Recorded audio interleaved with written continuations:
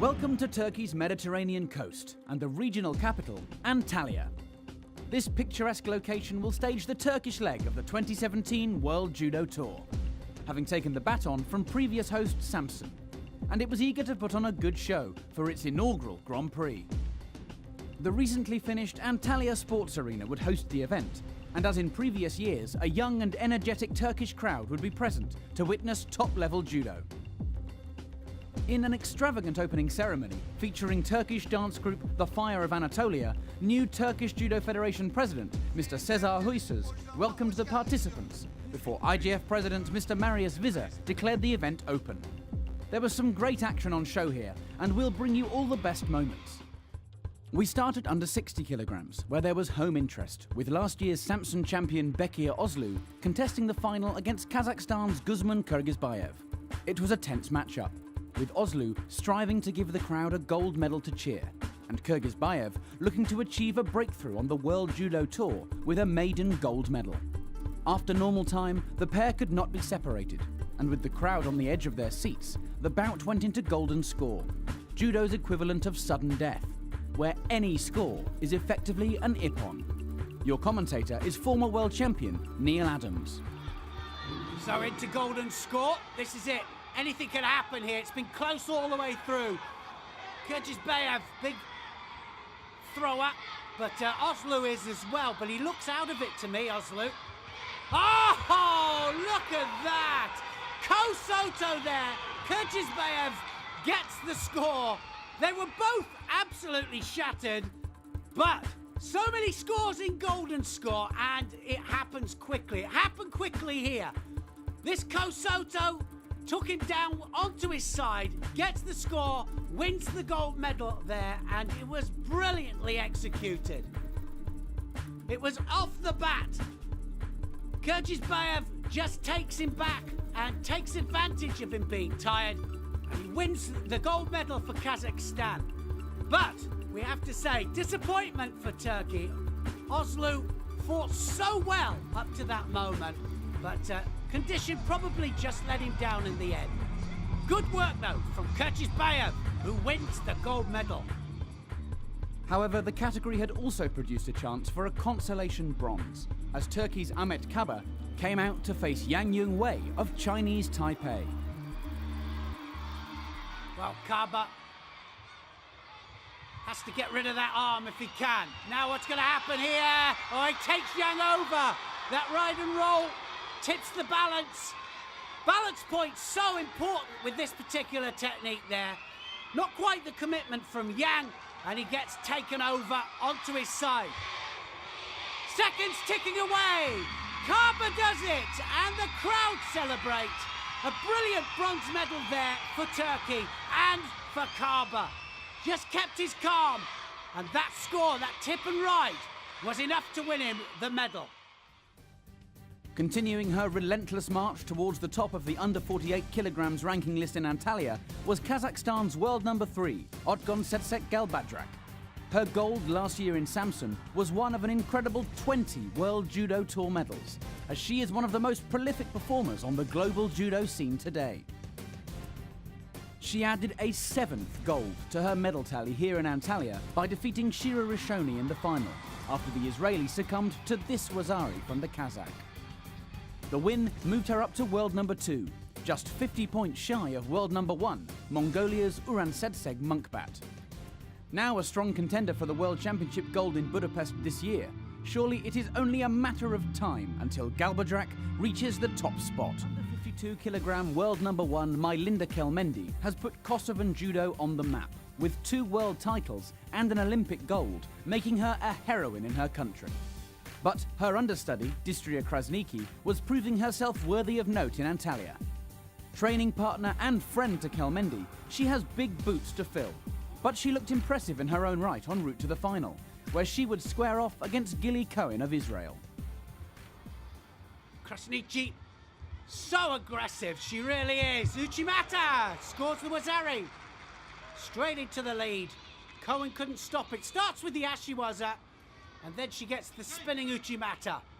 Well, just looking at it now in slow motion, looks more like an Ashiguruma. So now, Krasniki ahead. Cohen has to do something. Lovely Sassai. Beautiful technique there. Change of direction takes her over the other side this time. And that is going to be enough to win her the gold medal here. That will put her up to number 4 in the world. And with Kelmendi and Krasniqi in the same category, things look good for Kosovo.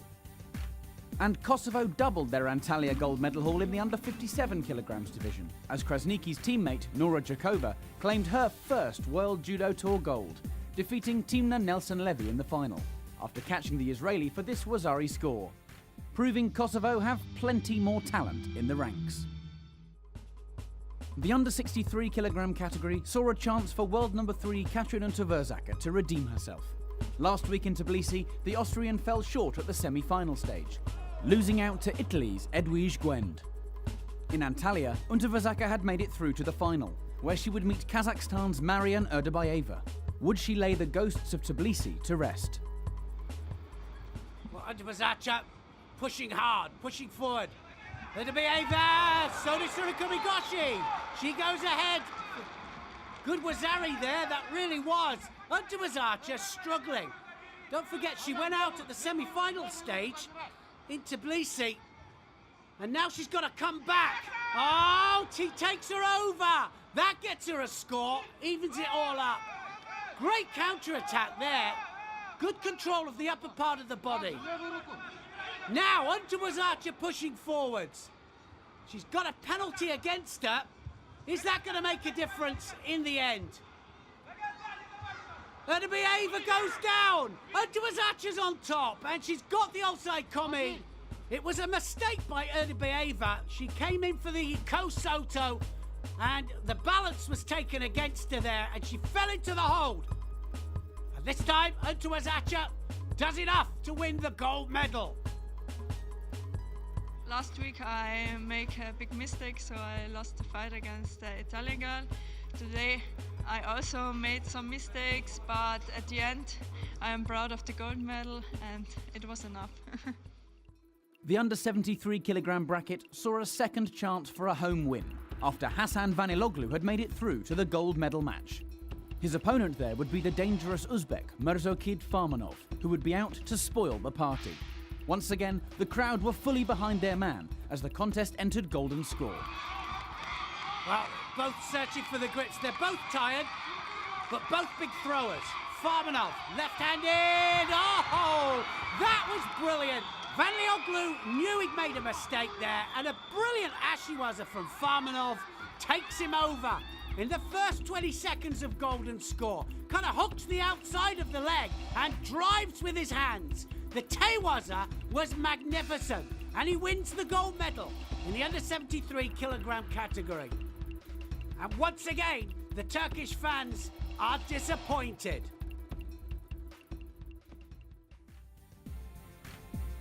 Under 70 kilogram gold went to Slovenia after Ana Pagacnik saw off Elvismar Rodriguez in the final, defeating the Venezuelan judoka Baya Wazari to take her first World Judo Tour gold. A great moment for an overjoyed Pagacnik. Up one weight at under 78 kilograms, Russia were on the mark after Anastasia Dmitrieva came up trumps in the final, throwing Israel's Yarden Mayashon for a Wazari before sealing the win with a pin. A trio of Russian male gold medals began at under 66 kilograms when Abdullah Abduzalilov defeated Baker Rizambetov of Kyrgyzstan with 2 Wazari scores to notch up a third World Judo Tour gold. At under 81 kilograms, it was Stanislav Semenov leading the charge for Russia, making it through to the final after some spectacular ippon judo in his elimination bouts. There, a ride-and-roll counter-attack for Wazari against Korea's Song Min-ki would be enough to get the job done for Semenov. And rounding off a successful event for Russia was Adlan Bisultanov at minus 100 kilograms.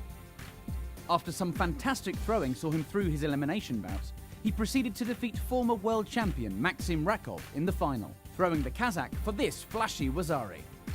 Great work from Russia and Bisultanov. There was a solitary gold for Mongolia to celebrate at under 90 kilograms when Altagbaganar Gantulga caught Tajikistan's Ustopirion for this Wazari in the last 5 seconds of the final to top a World Judo Tour podium for the first time. At over 78 kilograms, Turkey had a final chance to take gold, with Kayra Sayet in the final against Bosnia and Herzegovina's Larissa Ceric. Would it be third time lucky for the home nation? Sayet has that big hand over the top there. Ceric needs to get out of there. There's the score. Sayet, beautiful as she was there. Here's a Guruma, and she just rotates Ceric onto the floor. And the crowd, well, the crowd appreciate it. They really do. Just got to hold off. She gets the gold medal for Turkey. And at last, the crowd can celebrate. Third time lucky for Turkey. The over 100 kilograms category saw the second outing on the World Judo Tour for under 100 kilogram Olympic champion Lukas Kapalek, after the Czech made the move up at the beginning of the year. As Kapalek prepared to take to the tatami in Antalya, all eyes were on him to see how he would fare. His antics in the new division drawing the attention of judo fans worldwide, and it seems as though Newaza really is his secret weapon. His opening contest seeing him victorious after a pin against Cheng Sheng-min of Chinese Taipei, which showed that even the bigger men cannot escape the Czech once he has them where he wants them. Russia's Tumanov was likewise helpless as Kapalek secured his top half before working his legs free to allow the hold to begin. At the semi-final stage, Kapalek also showed a glimpse of his throwing skills, catching Serbia's Kulum for a Wazari with this dropping shoulder throw to put himself within touching distance of the final, securing his place in the dying seconds of the match with yet another pin.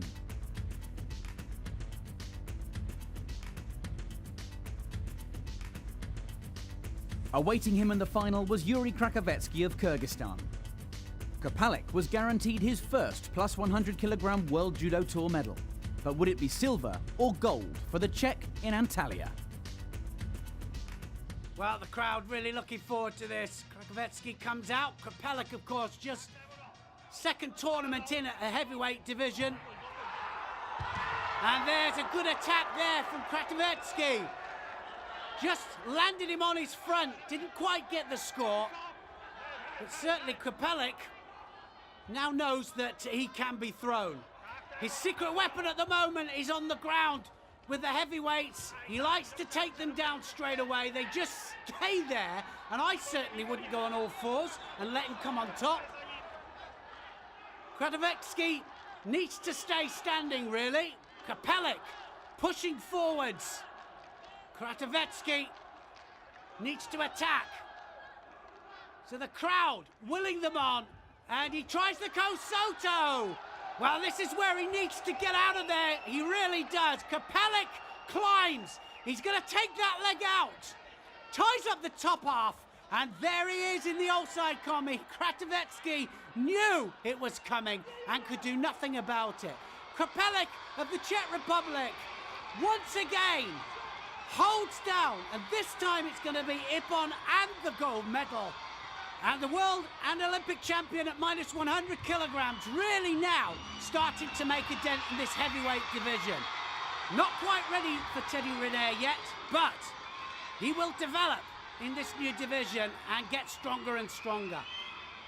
Kapalek, the gold medalist, and he did it really, really well. He chased the Newaza, chased the groundwork, got past one leg, tied up the top half, then he came up, took the leg out, and then it was Osai Komi, held him for the 20 seconds, and the gold medal. Ties up the top half, that's what you've got to do. Then he takes the leg out, and then a change of balance, readjustment of balance for the Osai Komi. It was a great bit of groundwork, and it's a bit of groundwork that's going to take him far in this heavyweight division.